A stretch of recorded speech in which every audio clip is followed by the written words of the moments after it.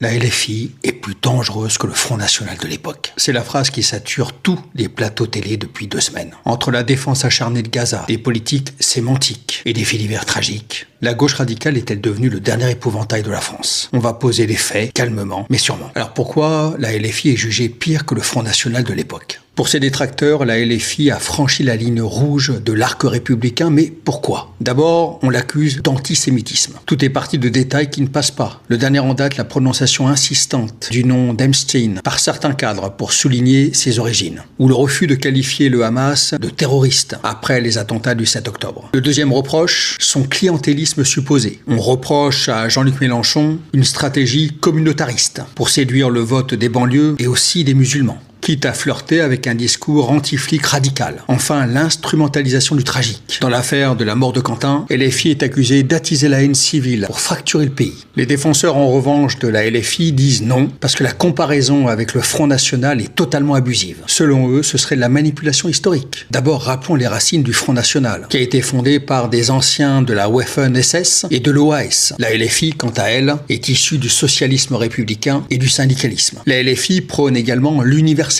contre la préférence nationale. En effet, LFI prône la régularisation des sans-papiers et le droit au sol, là où le FN historique voulait l'exclusion. La défense de Gaza. Pour les partisans de la France insoumise, parler de génocide ou défendre les Palestiniens, ça n'est pas de l'antisémitisme, mais une application stricte du droit international et des résolutions de l'ONU. Enfin, la diabolisation médiatique. LFI dénonce une chasse aux sorcières, orchestrée principalement par les médias de droite, dont ceux de Bolloré, pour masquer les questions sociales. Le problème des retraites, l'inflation, le pouvoir d'achat. Le constat est pourtant là. LFI a cassé les codes de la politesse parlementaire. On est passé d'un débat d'idées à une guerre de tranchées verbales. Ce qu'on lui reproche réellement, c'est sa stratégie de conflictualisation. Elle ne veut pas plaire, elle veut cliver. Est-ce que c'est pire? Tout dépend de votre curseur. Est-ce que vous préférez un parti qui veut renverser la table ou un parti qui tente de lisser son discours pour prendre le pouvoir? C'est le cas du RN. Dites-moi en commentaire si pour vous le danger a changé de camp. On reste naturellement respectueux et on argumente.